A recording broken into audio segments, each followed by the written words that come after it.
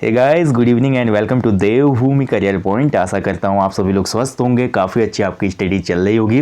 तो देखिए दोस्तों, जिस वीडियो का आपको इंतज़ार था वो वीडियो यहाँ पर लेकर आया हूँ आपके लिए। ये वीडियो ना केवल आपके अप्रोच को बदलेगी, लास्ट टाइम की स्ट्रेटजी क्या होनी चाहिए एग्जाम्स के लिए वो तो बातें मैं बताऊंगा ही, साथ ही ये वीडियो आपका एक इनर मोटिवेशन भी करेगी ताकि एग्ज़ाम को क्रैक करने के लिए जितनी ऊर्जा की आवश्यकता होती है उसको आप अपने अंदर समेट लें और उसका वेल परफॉर्मेंस आने वाले एग्जाम में दें और एग्जाम को क्रैक करें। तो काफ़ी महत्वपूर्ण ये आज का वीडियो है दोस्तों। इस वीडियो को आपने ध्यानपूर्वक देखना है और साथ ही दोस्तों इस वीडियो में बताई गई बातों को भी फॉलो करना है। लेकिन आगे बढ़ने से पूर्व दोस्तों एक बात बता दूं, ये पूरी वीडियो मेरे पर्सनल एक्सपीरियंस पर आधारित है। यानी कि आज मैं देख रहा हूँ, जब से मैंने ये चैनल शुरू किया है उत्तराखंड के एग्ज़ाम्स को मैं देखता हूँ, उत्तराखंड के कुछ एग्ज़ाम्स में मैं अपीयर भी हुआ हूँ, उसको देखते हुए अपने एक्सपीरियंस के आधार पर मैं ये वीडियो साझा कर रहा हूँ आपसे। ये वीडियो निश्चित ही आपके लिए कारगर होगी और आने वाले एग्ज़ाम में बोल सकते हैं कि मेरिट लिस्ट में कहीं ना कहीं आपका नाम होगा अगर आप इस फॉलोअप को ध्यानपूर्वक चेंज करेंगे। तो सबसे पहले देखिए, मैं यहाँ पे बोलना चाहूँगा, काफ़ी कम दिन रह गए उत्तराखंड पुलिस कांस्टेबल के एग्जाम में। तो कांस्टेबल के एग्जाम में तो मात्र 40 दिन रह गए हैं। बाकी बात करें पटवारी, लेखपाल और फॉरेस्ट गार्ड एग्जाम, तो उसमें अभी भी पूरे 60 दिन आपके पास बचे हुए हैं। और ज़्यादातर क्वेरीज जो थी ये हमारी पटवारी, लेखपाल और फॉरेस्ट गार्ड के एस्पिरेंट की थी कि लास्ट टाइम की स्ट्रेटेजी क्या होनी चाहिए। तो चलिए आज का वीडियो शुरू करते हैं। कुछ महत्वपूर्ण बातें मैं इसमें बताऊंगा, वीडियो को बिल्कुल भी स्किप ना करें। बहुत महत्वपूर्ण बातें ये इसमें बताई जाएंगी। साथ ही आपका जो मोटिवेशन है उसको भी यहाँ पर काफ़ी ज़्यादा रिचार्ज मैं करूँगा। आप मान के चलिए आने वाले कुछ मिनट आपकी ज़िंदगी बदल सकते हैं, आपके अगले 30 साल सिक्योर हो सकते हैं अगर आपने इन बातों को फॉलो किया। गवर्नमेंट जॉब पाना उत्तराखंड में हर अभ्यर्थी का सपना होता है और उत्तराखंड में गवर्नमेंट जॉब को अचीव करना, क्रैक करना, ये बहुत बड़ी अचीवमेंट है। वो चाहे ग्रुप सी हो, ग्रुप डी हो, ग्रुप बी हो या ग्रुप ए हो। उत्तराखंड जैसे छोटे स्टेट में जॉब को ग्रैब करना अपने आप में ही एक महत्वपूर्ण उपलब्धि है और इस उपलब्धि को आप आसानी से प्राप्त कर सकते हैं। तो चलिए साझा करते हैं आपके साथ ये 60 डेज स्ट्रेटेजी।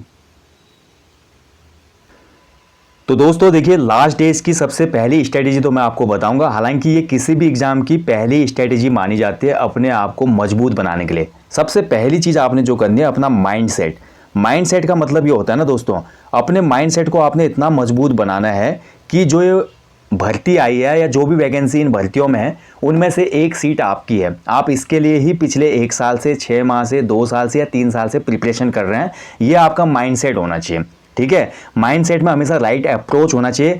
आपको कभी भी नहीं सोचना चाहिए कि क्राउड कितना है। काफ़ी अभ्यर्थियों के मन में ये सवाल होता है, यार जो भी फॉर्म आया इसमें 1.5 लाख अभ्यर्थियों ने फॉर्म भरा है, 2 लाख अभ्यर्थियों ने फॉर्म भरा है, वैकेंसी तो मात्र इसमें 500 की है, वैकेंसी इसमें मात्र 400 की है। ये आपको कभी नहीं सोचना है। आप यूपीएससी का एग्जाम उठा के देख लो, प्रत्येक वर्ष यूपीएससी में देश के 15 लाख लोग आवेदन करते हैं। उसमें से प्री में लगभग 15,000 क्वालिफाई हो पाते हैं। मेंस देखिए उसमें से 2,000 लोग सेलेक्ट होते हैं, फिर फाइनली उसमें से 700-800 लोग ही सेलेक्ट होते हैं। यानी कि 15 लाख में से 800 लोग सेलेक्ट हो रहे हैं। यानी कि आप देख सकते हैं ना कितनी ज़्यादा या कितनी कम प्रोबेबिलिटी है सिलेक्शन की, बट फिर भी लोग तैयारी करते हैं, रात दिन एक करते हैं। तो सबसे पहला माइंडसेट आपका पॉजिटिव होना चाहिए।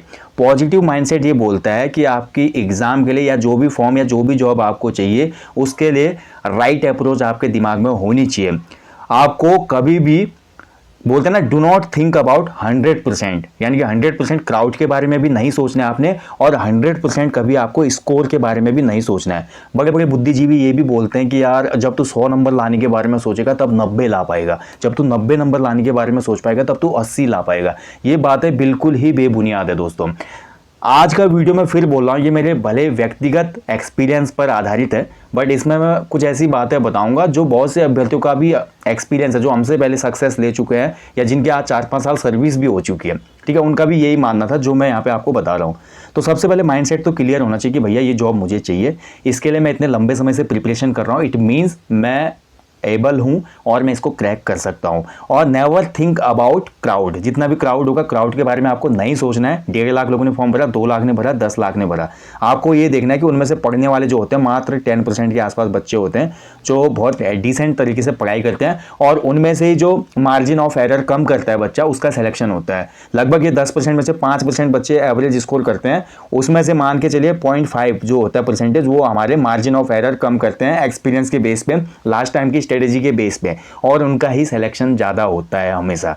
आप ये भी तो देखो ना, उत्तराखंड के कुछ ऐसे एग्जाम दिखेंगे आपको 2019, 20, 21, 22 के, जहाँ पर एक अभ्यर्थी ने हर एग्जाम में सफलता पाई। भाई उसने ऐसा अलग क्या कर दिया कि उसने हर एग्जाम में सफलता पाई? उसने भी तो वही पढ़ा था, परीक्षा वाली पुस्तक को पढ़ा, अजय सिंह रावत जी को पढ़ा, हमारे ऑनलाइन नोट्स पढ़े या किसी इंस्टीट्यूट के ऑनलाइन नोट्स पढ़े उसने, तो उतना ही करके उसने 4 एग्जामों में सिलेक्शन ले लिया, वो भी विद 75% या 70% के अबव स्कोर करके हर एग्जाम में।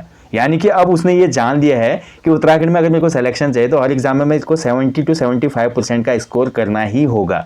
और वो एक ऐसी स्ट्रेटेजी पे चला जहां पर निरंतर मेहनत करने के साथ साथ स्मार्ट तरीके से उसको ये स्कोर अपने आप ही प्राप्त हो गया हर एग्जाम में, और उसका चारों जगह पे नाम आ गया। इसको बोलते हैं, देखिए दोस्तों, डिमांड ऑफ एग्जाम को पहचानना। किसी भी एग्जाम की डिमांड क्या है? फोकस ऑन पैटर्न, जो भी एग्जाम का पैटर्न है उस पर आपका फोकस कैसा है, उसी के हिसाब से आप अपनी स्किल को सेट करेंगे और इसी के हिसाब से आप एग्जाम की प्रिपरेशन करेंगे।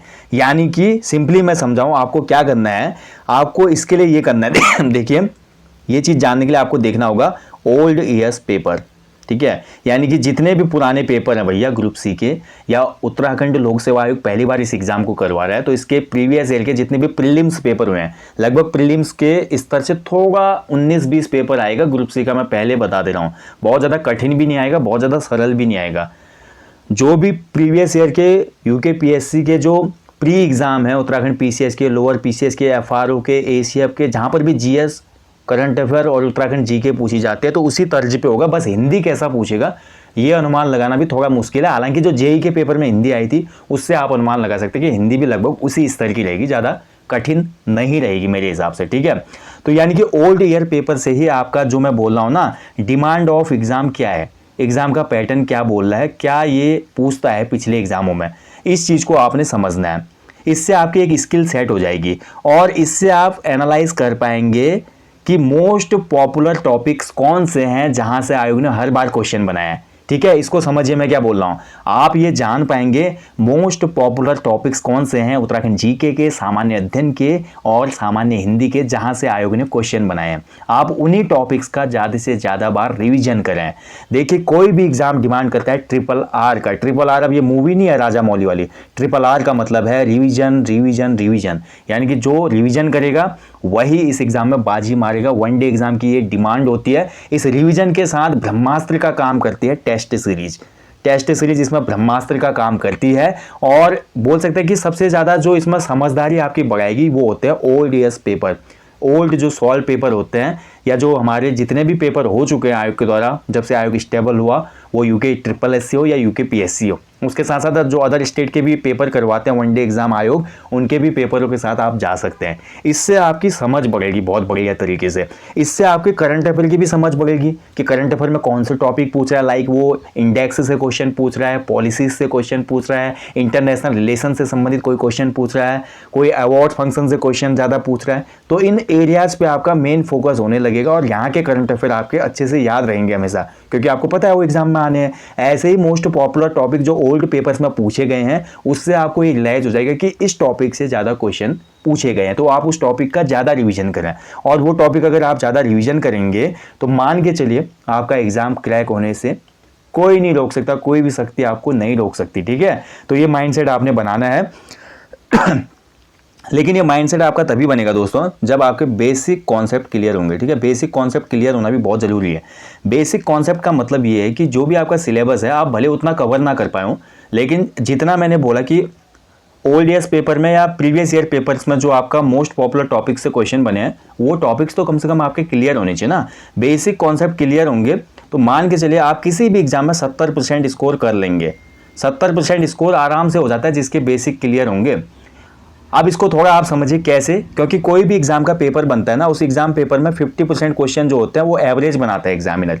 30% क्वेश्चन जो होते हैं थोड़ा इससे टफ बनते हैं और 20% क्वेश्चन ऐसे होते हैं जो बहुत ज़्यादा कठिन बनाए जाते हैं जानबूझ के, ठीक है। और उत्तराखंड का अभ्यर्थी आज सबसे बड़ी गलती क्या कर रहा है, वो इन 20% क्वेश्चनों के पीछे भाग रहा है। कुछ यूनिक क्वेश्चन इंस्टीट्यूट पूछ लेते हैं, कुछ यूनिक क्वेश्चन हम पूछते हैं तो हम उनके बहुत बड़े पॉपुलर यहाँ पे टीचर बन जाते हैं, फेवरेट टीचर बन जाते हैं। कुछ इंस्टीट्यूट पूछते हैं तो वो उनके प्रैक्टिस सेटों के पीछे भाग जा रहे हैं, लेकिन वो ये भूल जा रहे हैं कि 50 और 30 जो 80 नंबर का आपका मोस्ट इंपॉर्टेंट टॉपिक है, या बोल सकते हैं कि मोस्ट पॉपुलर टॉपिक्स हैं जहाँ से क्वेश्चन पेपर बनता है, उसका रिवीजन काफ़ी कम मात्रा में हो रहा है। और नई चीज़ों को पढ़ने के लिए 20% के पीछे भागने के लिए रेस ज़्यादा गहन है। तो फ़ायदा किसे मिलेगा? फ़ायदा उसे मिलेगा जो 80% पे बना हुआ है। ये 20% में तो आप तुक्के भी मारेंगे तो 4 क्वेश्चन सही हो जाएंगे, 16 क्वेश्चन गलत होंगे, फिर भी प्लस माइनस करके आप 0 स्कोर पे आ जाएंगे। और 80 में से अगर आप 75 सही करते फिर भी आपका सिलेक्शन होना है, ये मजबूत होगा। तो समझिए इस बात को मैं क्या बोल रहा हूँ, यानी कि आपको केवल और केवल बेसिक जो कॉन्सेप्ट है वो क्लियर रखने हैं। बेसिक कॉन्सेप्ट को आपने और मजबूत बनाना है अपनी सोच से, राइट अप्रोच से। आपको समझना है कि इस कॉन्सेप्ट में ये बोला गया तो क्यों बोला गया। अब इसको एक उदाहरण से मैं समझाता हूं आपको, तब अच्छे से समझ में आएगा, ठीक है। देखिए एग्जाम्पल के लिए ये क्वेश्चन मैं आपके लिए लाया हूं, उत्तराखंड में ब्रिटिशर्स के आगमन का मुख्य उद्देश्य या मंशा क्या थी। अब मैंने अभी बोला ना, बेसिक कॉन्सेप्ट क्लियर होनी चाहिए, आपकी राइट अप्रोच होनी चाहिए, जो भी कंटेंट आपके सिलेबस में आयोग ने उपलब्ध कराया उसके बारे में, तब जाके आप इन चीज़ों को समझ पाएंगे और एक अच्छा स्कोर कर पाएंगे। ज़्यादा रटने से, 12 घंटे पढ़ने से ही सिलेक्शन नहीं होता। आप निश्चित 3-4 घंटे पढ़ के राइट अप्रोच से, स्मार्ट स्ट्रेटजी से स्किल सेट करके भी कोई भी एग्जाम क्रैक कर सकते हैं, और ये बहुत आसान भी होता है, ठीक है। यानी कि आप पढ़ो कम बट क्लियर कट पढ़ो, ठीक है। तो देखिए आप इस क्वेश्चन को ही ले लीजिए, अब किसी जिसका बेसिक कॉन्सेप्ट क्लियर है, जिसने ब्रिटिश कुमाऊं गढ़वाल अच्छे से पढ़ा है, वही इसका आंसर दे पाएगा। अन्यथा बहुत से लोगों के लिए इसका आंसर ए भी हो सकता है। बिल्कुल, ब्रिटिशर्स का साम्राज्य विस्तार की भी यहाँ पे मंशा थी, ये भी सही है। क्षेत्रीय शासकों ने आवेदन किया, बिल्कुल, सुदर्शन शाह ने सहायता मांगी थी ब्रिटिशर्स से, आओ और अटैक करो। गोरखों के अतिक्रमण का बदला भी लिया गया था, बिल्कुल सही है ये भी उत्तर, क्योंकि गोरखों ने बुटवल प्रांत पे अतिक्रमण कर दिया, और बुटवल प्रांत जैसे ही गोरखों ने छीना तो ब्रिटिशर्स को बहाना मिल गया युद्ध करने का। और प्राकृतिक संसाधनों का दोहन, यानी कि ब्रिटिशर्स को पता था, यूरोप की जलवायु में रहने के आदी थे, उसके अलावा उनको पता था कि उत्तराखंड का जो भूभाग है प्राकृतिक संसाधनों से भरपूर है, वहाँ जाके फ़ायदा मिलेगा। उसके साथ साथ उनको स्वास्थ्य लाभ भी मिलेगा, क्योंकि यहाँ का जो क्लाइमेट था सेम लाइक वो यूके के लाइक था, जैसे कि मसूरी, नैनीताल, अल्मोड़ा, बिनसर, पौड़ी, ये सभी प्लेसेस ऐसे थे जो उनको पसंद थे। तो यहाँ पर देखिए, अब अप्रोच का मतलब मैं जो आपको बोल रहा हूँ, या बेसिक कॉन्सेप्ट क्लियर होने का मतलब आपको बता रहा हूँ दोस्तों, इस क्वेश्चन का एज पॉसिबल आपने सबसे सफिशिएंट आंसर देना है। क्योंकि कई बार एग्जाम में ऐसा होगा कि आपको सिमिलर ऑप्शन मिलेंगे, लेकिन उसमें जो सबसे ज़्यादा मोस्ट बोल सकते हैं रिलेटेबल आंसर होता है वही सही मानता है आयोग। और जो अच्छा एग्जामिनर बैठेगा तो वो ऐसे ही क्वेश्चन सेट करता है जिसमें आपको एक से अधिक जो ऑप्शन होंगे वो सही लगेंगे। यहाँ पर आपकी काम आती है बेसिक कॉन्सेप्ट जो क्लियर होंगे, या क्लियर कट में आपने पढ़ा होगा, या आपकी जो तर्क शक्ति या सोचने की क्षमता है या अप्रोच है वो बिल्कुल सही होगी, ठीक है। स्किल सेट की बात है। तो यहाँ पर इसका जो राइट आंसर होगा दोस्तों, मेरे हिसाब से इसका राइट आंसर है ऑप्शन डी, ठीक है। अब देखिए आप में से कितने लोगों ने इसका सही उत्तर किया है, आप इसको समझिए। ब्रिटिशर्स के आगमन का मुख्य उद्देश्य, देखिए दोस्तों, मुख्य उद्देश्य पूछ रहा है वो यहाँ पे, केवल तत्कालीन उद्देश्य होता तो गोरखा आक्रमण का बदला, बिल्कुल सही उत्तर होगा इसका। लेकिन ये मुख्य उद्देश्य बोला है, यानी कि लॉन्ग टर्म का उद्देश्य क्या था ब्रिटिशर्स का। यार ब्रिटिशर्स के पास उसमें उतनी बड़ी बड़ी रेसिडेंसीज थी, मद्रास था, बॉम्बे था, बंगाल था, बोल सकते कि पूरा भारत उनके पास था। तो छोटे से एक हिल स्टेट में आने की क्या जरूरत थी, उनको पास दार्जिलिंग भी था उसमें, ठीक है, बहुत से हिल स्टेट पहले से थे। तो यहाँ पे क्यों आए हो, रीजन यही था दोस्तों, यहाँ की जो अपार जो संपत्ति थी ना, जो प्राकृतिक संपत्ति थी, उनको पता था रेलवे का निर्माण स्लीपर के लिए लकड़ी की जरूरत पड़ेगी। उसके अलावा उत्तराखंड की जो नैसर्गिक जलवायु थी, उत्तराखंड के लोग जो सीधे साधे थे, यहाँ पर उन्होंने पाया कि यहाँ के जो प्राकृतिक संसाधन है उनका अच्छे से दोहन हम कर पाएंगे। तो ये सबसे ज़्यादा यहाँ पे एक्यूरेट आंसर माना जाएगा इस क्वेश्चन का। और अगर आपने ये क्वेश्चन का आंसर यही दिया है तो आपकी अप्रोच बिल्कुल सही है, आप बिल्कुल बेसिक कॉन्सेप्ट क्लियर करके आगे बढ़ रहे हैं। बेसिक कॉन्सेप्ट क्लियर होने पे आप किसी भी एग्जाम में 75% तक स्कोर कर लेते हैं, यकीन मानिए। बट ये डिपेंड करता है आपके रिवीजन पर, आपका रिवीजन कितना स्ट्रांग है और आप किस तरीके से अपना रिवीजन करते हैं। देखिए अमूमन क्या होता है, बहुत से बच्चों का जो रिवीजन का एक फॉर्मेट होता है ना, वो होता है 1-7-15 का, ठीक है। 1-7-15 का मतलब थोड़ा समझिए। मैंने आज देखिए ब्रिटिश कुमाऊं गढ़वाल का टॉपिक पढ़ा, तो आज से 7 दिन बाद मैं इसको रिवीजन करूंगा। मैं देखूंगा कि यार ये टॉपिक मैंने पढ़ा था, 7 दिन बाद आपको इसको जरूर देखना है, ताकि आपके जो बोल सकते हैं कि माइंड में ये मेमोरी बनी रहे लॉन्ग टाइम तक। और साथ ही फिर 15वें दिन फिर से इस टॉपिक को आपने रिवाइज करना है। तो कोई भी टॉपिक अगर आप पढ़ते हैं डिटेल में और इसको आप ऐसे कंटिन्यू करेंगे ना, तो यकीन मानिए आपका कभी भी कोई क्वेश्चन उस टॉपिक से गलत नहीं होगा। ये रिविजन की सबसे बेस्ट स्ट्रेटजी होती है और बहुत से अभ्यर्थी इसको फॉलो करते हैं, ठीक है। तो इसके साथ आप जा सकते हैं आगे। और दूसरा मैं बोलूँगा दोस्तों, हमेशा मैंने बोल दिया है, ज़्यादा ओवर स्मार्टनेस कभी भी एग्जाम में नहीं दिखानी है। आपको केवल बेसिक कॉन्सेप्ट क्लियर करते हुए आगे बढ़ना है और पुराने पेपरों से ये समझ बहुत अच्छे से मिलती है कि मोस्ट पॉपुलर टॉपिक कौन से हैं और किन टॉपिक्स के साथ मैंने आगे बढ़ना चाहिए। ठीक है, और बाकी एग्जाम का एक नियम बिल्कुल ना भूलें, कोई भी पेपर जब बनता है, मैं पहले बता चुका हूँ, उस पेपर में लगभग 50% क्वेश्चन एवरेज होता है जो लगभग सभी स्टूडेंट को आते हैं। 30% क्वेश्चन उसमें मॉडरेट होते हैं जो कि उन्हीं अभ्यर्थी को आएंगे जिन्होंने बहुत अच्छे तरीके से तैयारी किया, कॉन्सेप्टों को समझा है। और उसके बाद 20% क्वेश्चन जो होते हैं, 15 to 20% क्वेश्चन, वो हमेशा डिफिकल्ट क्वेश्चन बनाए जाते हैं। वो ऐसे अभ्यर्थियों के लिए बनाए जाते हैं जो अभ्यर्थी पूरा ये खत्म कर चुके होते हैं और वो अभ्यर्थी चाहते हैं कि कुछ नया देखने को मिले, तो ऐसे अभ्यर्थियों के लिए बनता है। लेकिन इसके लिए अगर आप ज़्यादा टाइम एंगेज करते हैं अपना, तो कहीं ना कहीं इस वाले टॉपिक का नुकसान हो जाता है 80% का। तो मैं तो ये बोलूँगा कि हमेशा इस 80% को बेहतर बनाने की तरफ जाएं। ठीक है, तो ये चीज़ आपने करना है। और कुछ लोग मैंने देखा भी उत्तराखंड में, मैं उत्तराखंड जीके की टेस्ट सीरीज देता हूँ, सामान्य हिंदी की देता हूँ या जीएस की देता हूँ। कुछ लोग बोलते हैं सर और ज़्यादा टफ क्वेश्चन लाओ, और ज़्यादा टफ क्वेश्चन लाओ, कुछ यूनिक क्वेश्चन लाओ। अरे भाई, जिन क्वेश्चनों का कोई औचित्य ही नहीं है, जो क्वेश्चन पूछे ही नहीं जाने हैं, तो क्यों आप अपनी बुद्धिमत्ता को साबित करने के लिए उन क्वेश्चनों की अपेक्षा करते हैं? ये कहीं ना कहीं आपका समय तो बर्बाद करेगा ही, साथ ही जो आपका 80% वाला कॉन्सेप्ट है उसको भी खराब करेगा। ठीक है, तो इसको बिल्कुल भी आपने नहीं करना है। ओवर स्मार्ट कभी नहीं बनना आपने, मैं पहले भी बता चुका हूँ। देखिए, सबसे पहली बात तो मैं आपको ये बताऊंगा कि अब ये आज स्ट्रेटजी वीडियो है, स्टडी वीडियोज़ में आपको ये बताना है मैंने कि आप अगले 60 दिनों तक क्या करें। अब देखिए, अगले 60 दिनों तक आपने क्या करना है, सबसे पहला काम आपने क्या करना है, पुराने पेपरों को आपने अच्छे से देख लेना है। पहला काम जो है आपका, ओल्ड पेपर्स को आप अच्छे से देखिएगा।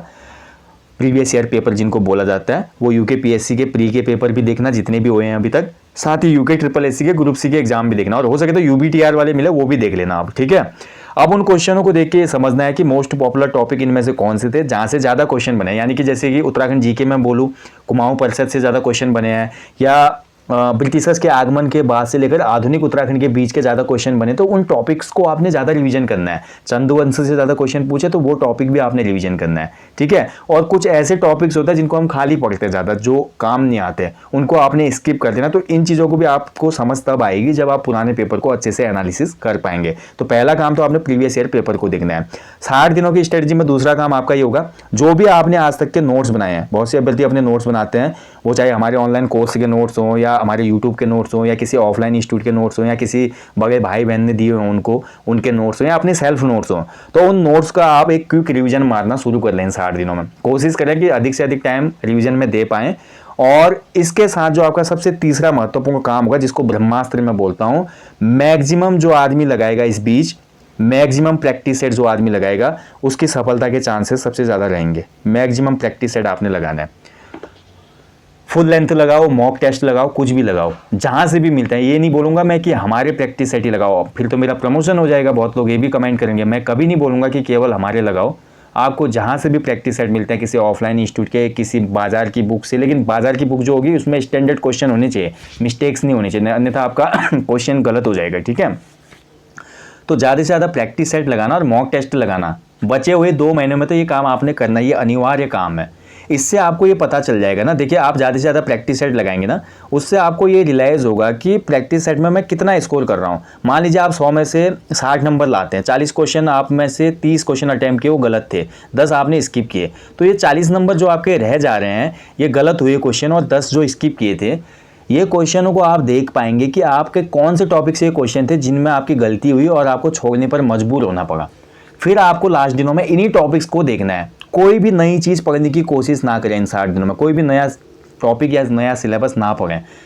इसकी मैं एक्सेप्ट ही बोलूँगा कि जो करंट अफेयर है वो तो आपको देखना पड़ेगा, बट जो भी हमारा बेसिक कॉन्सेप्ट वाले टॉपिक्स हैं, जीएस में, उत्तराखंड जीके में, सामान्य हिंदी में, कोई भी नई चीज़ ना पढ़ें।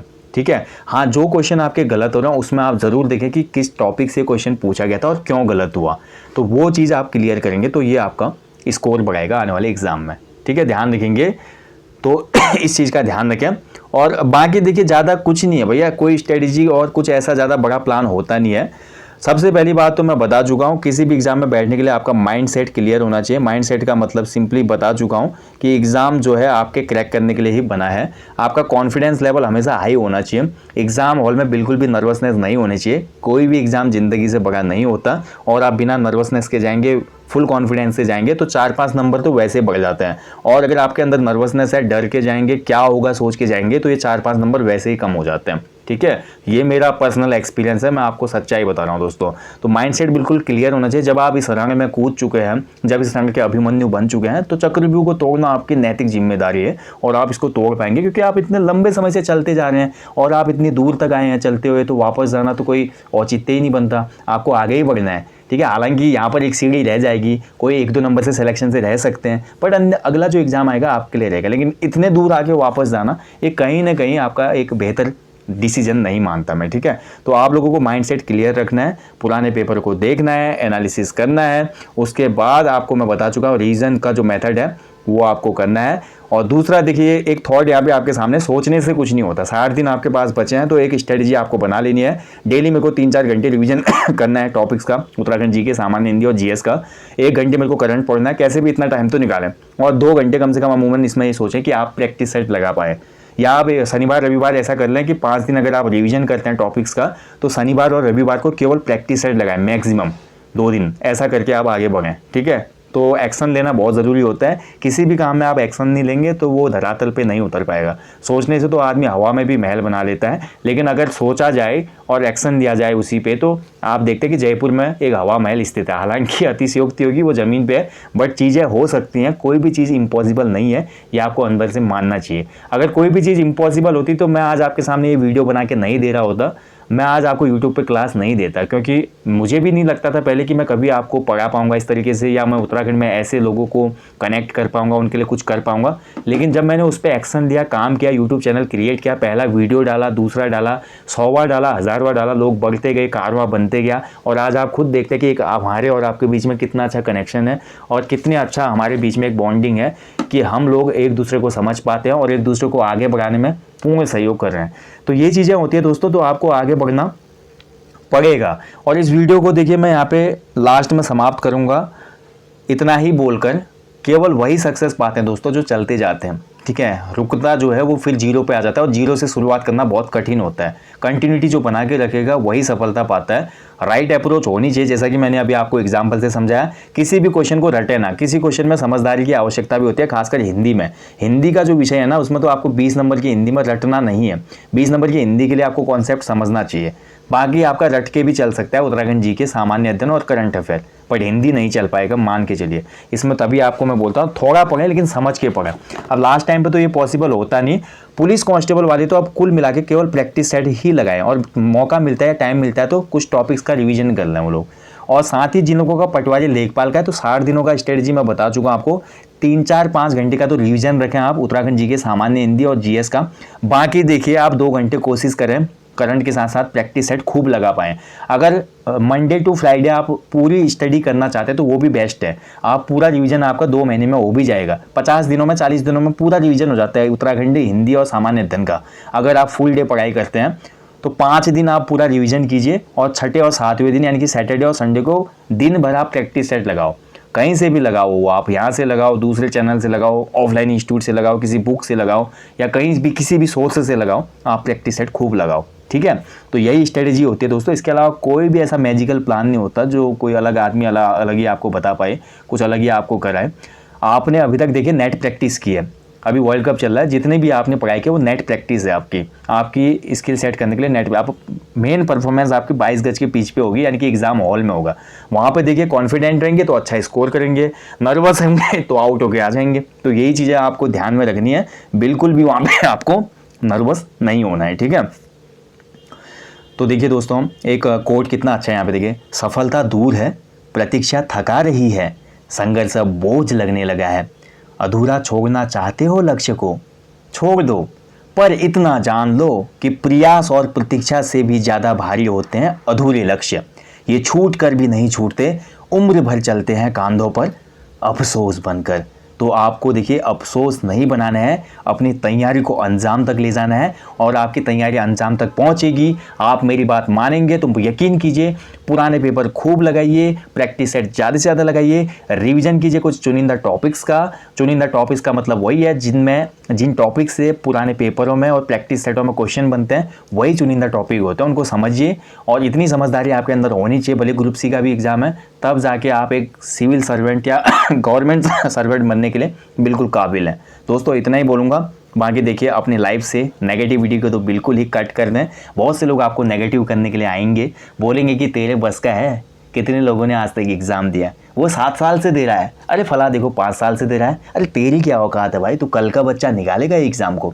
उन लोगों को आपने साइलेंट जवाब देना है, किसी भी आंसर को डिबेट से जवाब नहीं देना है। आपका आंसर होगा आपकी सक्सेस। जब मेरिट लिस्ट में आपका नाम होगा, उन लोगों के अल्फाज बदल जाएंगे, उन लोगों की नज़रें बदल जाएंगी, जज्बात बदल जाएंगे, और ये काम करेगी आपकी मेहनत, आपकी दूरदर्शिता, आपका मोटिवेशन, आपका कॉन्फिडेंस। तो इसके साथ आप चलें दोस्तों, you can do it and you can nail it. इसी आशा के साथ इस वीडियो को समाप्त करता हूँ।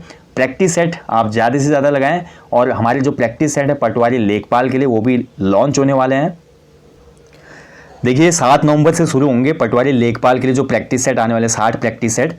इसमें डेली आपको एक प्रैक्टिस सेट दिया जाएगा मंडे 7 नवंबर से, ठीक है। डेली 10 बजे के आसपास आपको अपलोड कर दिया जाएगा एप्लीकेशन स्टोर पे। कोर्स ये कल लॉन्च हो जाएगा 5 नवंबर को। आप लोग इनरोल कर लीजिएगा इसमें, क्योंकि बाद में इसका प्राइस बढ़ सकता है, ठीक है। और लास्ट टाइम की तरह होगा, जैसे हमने पिछले बार कनिष्ठ सहायक और वीडियो भर्ती से पहले 50 प्रैक्टिस सेट शुरू किए थे। डेली मैं आपको पेपर देता था 10 बजे के आसपास, और वो पेपर आप हल कर लेते थे। उसके अलावा फिर इसमें डेली पेपर होते होते 50 पेपर हमने पूरे किए थे। वो 50 भी आप बार बार रिवीजन कर पाते थे। वैसा ही इस बार भी रहेगा सेम। 60 प्रैक्टिस सेट आपको इस सेट में, इस कोर्स में दिए जाएंगे, जिसमें आपका नवंबर 7 से पहला पेपर मिलना शुरू होगा, और अगले 60 दिनों तक लगातार आपको पेपर मिलेगा इसमें। इसके अलावा देखिए जिन लोगों का पुलिस कांस्टेबल का एग्जाम है, तो वो लोग पुलिस कांस्टेबल के ये 50 प्रैक्टिस सेट पहले से ही लॉन्च है एप्लीकेशन स्टोर पे, इसके साथ जाइएगा। और जो लोग देखिए पुलिस कांस्टेबल, फॉरेस्ट गार्ड, पटवारी लेखपाल सभी का एग्जाम दे रहे हैं, या जो लोग थोड़ा अफोर्ड कर सकते हैं, थोड़ा पैसा खर्च कर सकते हैं 200-400-500 रुपये, तो वो लोग दोनों ही कोर्स लें। वो 50 प्रैक्टिस सेट ये वाले भी लें, और 60 प्रैक्टिस सेट जो 7 नवंबर से शुरू होंगे उनको भी लीजिएगा। मैं लास्ट टाइम पे बता चुका हूँ, किसी भी एग्जाम को क्रैक करने का ब्रह्मास्त्र होता है प्रैक्टिस सेट। लोग इसको हल्के में लेते हैं, प्रैक्टिस सेट कम लगाते हैं, और उसका खामियाजा उनको एग्ज़ाम हॉल में भुगतना होता है। कई बार तो मैंने ऐसे एस्पिरेंट भी देखे जिन्होंने मात्र 3 महीने की पढ़ाई की, और 3 महीने की पढ़ाई में ही उन्होंने केवल प्रैक्टिस सेटों को रट कर भी एक ऐसा कट ऑफ स्कोर जनरेट कर लिया जिससे वो मेरिट में आ गए। मैंने बहुत से अभ्यर्थी ऐसे भी देखे, आपसे यकीन नहीं करेंगे। तो ऐसा भी कई बार हो जाता है। तो प्रैक्टिस सेट का ये रोल रहता है। प्रैक्टिस सेट बोल सकते हैं कि चांस देता है आपको। अगर आपका दिन अच्छा होगा या मेरा दिन अच्छा होगा, हमारा अप्रोच सही होगी एग्जामिनर के साथ, तो इन्हीं 60 प्रैक्टिस सेटों से हो सकता है कि आपको 50 क्वेश्चन आने वाले एग्जाम में मिल जाए। अगर नहीं होगा तो होने वाले एग्जाम में हो सकता है 20 से 30 ही क्वेश्चन देखने को मिले, लेकिन कुछ ना कुछ यहाँ से रिपीट ज़रूर होता है एग्जाम में, मान के चलिए आप, ठीक है। तो दोस्तों अगर आप इंटरेस्टेड है तो इन प्रैक्टिस सेटों को इनरोल कर लीजिएगा। और साथ ही अगर आपका कोई भी डाउट, क्वेरी हो, कुछ भी आप पूछना चाहते हैं, तो उसके लिए आप मेरे को व्हाट्सअप मैसेज कर सकते हैं, ठीक है। व्हाट्सअप नंबर है हमारा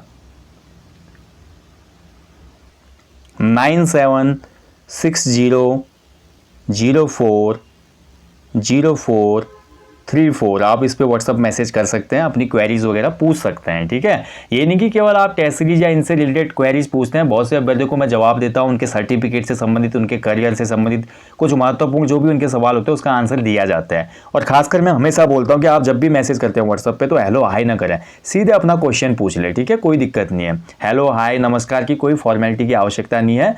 हमारी आपस में बॉन्डिंग रहनी चाहिए। आप सीधे अपने क्वेश्चन पे आए, ताकि मैं उस क्वेश्चन को सीरियस मान के उस मैसेज का रिप्लाई कर पाऊँ। अन्यथा कई बार क्या होता है, कई बच्चे खाली हाई हेलो कर देते हैं, उनका कोई क्वेश्चन नहीं होता है। इसकी वजह से थोड़ा हम कैजुअल समझते हैं उस मैसेज को, और उसका रिप्लाई नहीं कर पाते, ठीक है। तो आप लोग मैसेज कर सकते हैं दोस्तों। बाकी देखिए यार, जाने से पहले मैं इतना ही बोलूँगा दोस्तों, जो YouTube की जर्नी थी वो मैंने 4 साल पहले शुरू की थी आप सभी लोगों के साथ। देखते देखते इतना बड़ा परिवार बन गया। पिछले 4-5 सालों का जो मेरा एक्सपीरियंस है एग्जाम को लेकर, उसके बारे में मैं बोलना चाहूँगा। मैं कभी भी फुल टाइम स्टडी में इन्वॉल्व नहीं रहा। काफ़ी लोग समझते हैं कि मैं फुल टाइम स्टडी में इन्वॉल्व हूँ, और मैं हर एग्ज़ाम की प्रिपरेशन कर रहा हूँ, बिल्कुल भी ऐसा नहीं है। मेरी स्टडी केवल आप लोगों की स्टडी तक ही है, ये मान के चलिए। मैं जितनी स्टडी करता हूँ केवल आप लोगों को देने के लिए ही करता हूँ, और उसी स्टडी की बदौलत देखिए बहुत से एग्ज़ाम मैंने भी क्रैक किए। क्लर्क का एग्ज़ाम क्रैक किया, फॉरेस्ट गार्ड का एग्ज़ाम क्रैक किया, उत्तराखंड हाईकोर्ट ARO का एग्ज़ाम क्रैक हुआ, उत्तराखंड वीडियो वाला एग्ज़ाम क्रैक हुआ, उसके अलावा PCS के एग्ज़ाम क्रैक हुए, बहुत से एग्ज़ाम क्रैक हुए।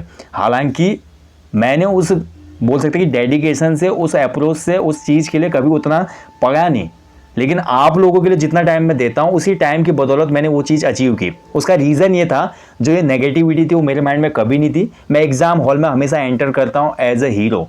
अब यहाँ पे देखिए, ये मत सोचना कि मैं अपनी तारीफ कर रहा हूँ। एज अ हीरो का मतलब ये है कि जिसको किसी की परवाह नहीं है, उसको रिजल्ट की परवाह नहीं है, वो बस ये देखने आया कि आज के एग्जाम में मैं कैसा परफॉर्म कर पा रहा हूँ, मेरा एक जनरल कैंडिडेट के हिसाब से स्कोर क्या रहेगा, ताकि मैं इस पर वीडियो बनाकर अभ्यर्थियों को ये बता पाऊँ कि आज का पेपर का लेवल कैसा था, इसकी कट ऑफ एक्सपेक्टेड क्या रह सकती है, कितने लेवल का पेपर था। इसके लिए मैं क्या करता हूँ कि हर फॉर्म को भरता हूँ उत्तराखंड के, ठीक है। लेकिन बहुत से अभ्यर्थी सोचते हैं कि बस यार ये तो दिन भर पढ़ता होगा इसलिए निकला होगा, बट ऐसा नहीं है भाई। मैं अभी वर्तमान समय की मैं बात करूँ तो मैं अभी जॉब करता हूँ, उसके साथ साथ मैं एक लॉ प्रोग्राम कर रहा हूँ, यानी कि मैं लॉ की डिग्री ले रहा हूँ, तो उसकी स्टडी कितनी ज़्यादा होती है वो आप सभी लोगों को पता है। उसके अलावा मैंने अभी डिप्लोमा डाला हुआ है पत्रकारिता और जनसंचार में उत्तराखंड ओपन यूनिवर्सिटी से, और इसके अलावा भी एक दो चीज़ें और है जिसमें मैं इन्वॉल्व हूँ। बहुत से NGOs के साथ मैं टाइप में रहता हूँ, बहुत सी चीज़ें होती हैं, और अपना फ्रीलांस वर्क तो हो ही गया साथ में। इतनी चीज़ों के बावजूद जब मैं सिलेक्शन ले सकता हूँ आपको केवल पढ़ा के, तो आप लोग तो पढ़ के कुछ भी कर सकते हैं दोस्तों। गाइडेंस देने वाले हम हैं, ठीक है। तो राइट अप्रोच होनी चाहिए, स्किल सेट होना चाहिए। मैं फिर बोल रहा हूँ, आप लोग अगर राइट अप्रोच रखेंगे, स्किल सेट रखेंगे, नेगेटिविटी से दूर रहेंगे, लोगों का जो एक फियर एटमॉस्फेयर होता है, जैसे कि क्राउड इतना है, इतने लोग अपियर हो रहे हैं, ऐसा है वैसा है, अलाना है फलाना है, इनसे दूर खुद को रखते हुए सिंपल वे में फोकस्ड रहेंगे अपने गोल के प्रति, तो कोई भी बाधा आपको नहीं रोक सकती, ठीक है। कोई भी बाधा आपको नहीं रोक सकती है, मैं आपको वादा करता हूँ। आप एबल हैं जो भी आप चाहते हैं उसको पाने के लिए। तो आप लोग इस स्ट्रेटेजी को फॉलो करें दोस्तों, किसी की भी बातों में ना आए। नेगेटिविटी बहुत ज़्यादा है, 2-4 साल तैयारी वाले हमेशा नए एस्पिरेंट को दबाने की कोशिश करते हैं उत्तराखंड में, मैंने देखा है। वो बोलते हैं कि 4 साल से हमसे नहीं हुआ तो क्या तुझसे 1 साल में हो जाएगा। ऐसा नहीं होता दोस्तों। आप सभी को पता है, रिलायंस इंडस्ट्रीज़ को आप देख लीजिए, इसने बहुत टाइम लगा आगे बढ़ने में, लेकिन अडानी समूह देखिए आज वर्ल्ड का कितना बड़ा एक इंडस्ट्रियल्स हम देख सकते हैं कि 2nd नंबर पर आ गया रिसर्च में। ऐसा थोड़ी होता है, उसने बहुत कम समय में करके दिखाया। टेस्ला का ओनर देख लो, बहुत कम समय में करके।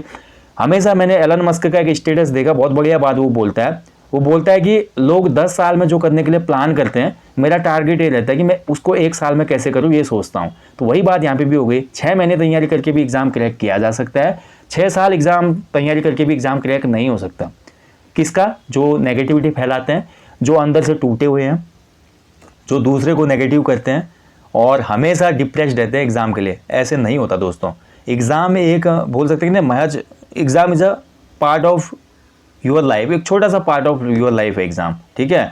और एग्ज़ाम को कैसे क्रैक करना है, ये आर्ट ऑफ लाइफ है, और उस आर्ट के लिए आपको बहुत ज़्यादा एफर्ट नहीं करना पड़ता, थोड़ा स्किल को मजबूत करनी पड़ती है। अब उसके लिए भी आप रात दिन एक करेंगे, 12 घंटे 14 घंटे पढ़ाई, उसके बाद डिप्रेशन में चले जाएंगे, कुछ गलत कदम उठाएंगे। अभी अल्मोड़ा वाला इवेंट देखो, बच्चा भर्ती नहीं हुआ बागेश्वर का, कोई उसने सुसाइड कर लिया, 20 साल का बच्चा, जो कि अग्निवीर नहीं बन पाया। तो ये कहीं हद तक दोस्तों एक नेगेटिविटी को दर्शाता है, ठीक है। देखिए बहुत ज़्यादा गरीबी है, कुछ भी है, हम मानते हैं उसको, उससे बाहर निकलने के लिए एक प्रयास करना पड़ता है, और उस प्रयास का जरिया सिर्फ गवर्नमेंट जॉब नहीं होता। फिर से मैं आपको समझा रहा हूँ, लेकिन अगर आप इस फील्ड में आए तो कम से कम अपना 100% तो दो, और उस 100% के लिए आप लोगों को कभी भी सहारा मत बनाओ। आप अपने अंदर की आग को जानो ना, अपने अंदर के मोटिवेशन और कॉन्फिडेंस की बदौलत आप किसी भी चीज़ को अचीव कर सकते हो। ये मेरा पर्सनल ओपिनियन है, ये मेरा पर्सनल एक्सपीरियंस है, और मैं आपको यही गाइड करूँगा दोस्तों। गलत बातों से मैं आपको बिल्कुल भी यहाँ पर मिसगाइड नहीं करूँगा, ठीक है। तो ये चीज़ें फॉलो करना। कोई भी बंदा कुछ भी कर सकता है, उसका पोटेंशियल हाई होना चाहिए, कॉन्फिडेंस होना चाहिए। और मेन चीज़ जो है एग्जाम की जो स्ट्रेटेजी है 60 दिनों की, मैं फिर आपको यहाँ पे बता देता हूँ लास्ट में। पुराने पेपर को ज़्यादा से ज़्यादा देखो, इस बीच नए जितने भी प्रैक्टिस सेट है उनको अधिक से अधिक सॉल्व करो। हमारे हों, किसी भी इंस्टीट्यूट को, किसी के भी XYZ, सबसे जितना कर सकते हो उतना करो। जिन टॉपिक्स में क्वेश्चन गलत हो रहे हैं प्रैक्टिस सेटों में, उन टॉपिक्स का रिवीजन करो बिल्कुल पॉइंट टू पॉइंट। मान लो आपका कॉन्स्टिट्यूशन से क्वेश्चन ज़्यादा गलत हो रहे हैं तो एक बार उस टॉपिक को पढ़ लो। उत्तराखंड में आप देख रहे हो कि उत्तराखंड आर्ट एंड कल्चर से मेरे क्वेश्चन गलत हो रहे हैं तो एक बार परीक्षा हॉल का आर्ट एंड कल्चर का जो टॉपिक है उसको 2-3 बार रिवाइज कर लो। ये चीज़ें आप करोगे तो इतने से ही काम बन जाएगा, बाकी कुछ नहीं करना है। बाकी मैं आपको बता चुका हूँ 50, 30 और 20 की स्ट्रेटेजी को समझो। एग्जाम में 50% क्वेश्चन एवरेज होते हैं, 30% क्वेश्चन आपके मॉडरेट होते हैं और 20 टफ होते हैं। आपको केवल फोकस करना है इस पे। 50 तो सभी लोग ला ही जाते हैं लगभग, 30 वही लाते हैं जो कंसिस्टेंट रहते हैं और साथ ही वर्क हार्ड करते हैं और साथ ही प्रैक्टिस सेट खूब लगाते हैं। 20 तो वही ला पाते हैं जो कि मतलब बोल सकते हैं कि बहुत ही एक्स्ट्रा ऑर्डिनरी है, ठीक है, उनका काम है। आपने इस पे जाना ही नहीं है। मोस्टली हमारा प्लेस तो ये वाला है भाई, मैं अपना भी यही मानता हूँ। तो यहाँ पे हमको लाना है 50, 30, 80 में से लगभग 70-72 नंबर और सिलेक्शन श्योर। यहाँ पर किस्मत वाली बात हुई तो कभी ना कभी पड़े हुए क्वेश्चन या प्रैक्टिस सेट के क्वेश्चन 4-5 टपक जाते हैं। तो 4-5 क्वेश्चन यहाँ टपके तो 5 क्वेश्चन ये जुड़ गए, मान ली 77 हो गए आपके, और सिंगल शिफ्ट में ये सभी एग्जाम होने तो सिलेक्शन डन है भैया, कोई रोक नहीं सकता।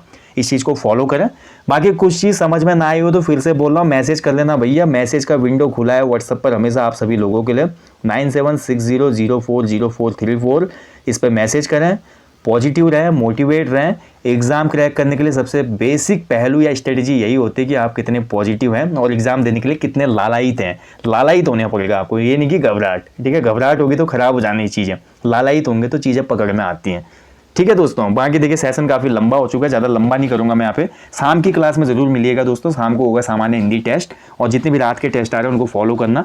बाकी कोई भी डाउट क्वेरी होगा या कुछ भी डाउट मैं आपका क्लियर नहीं कर पाया हूँ तो कमेंट बॉक्स में पूछ लेना या व्हाट्सएप पे मैसेज कर देना, मैं आपका आंसर ज़रूर करूँगा। Thank you for watching guys, अपना ध्यान रखें।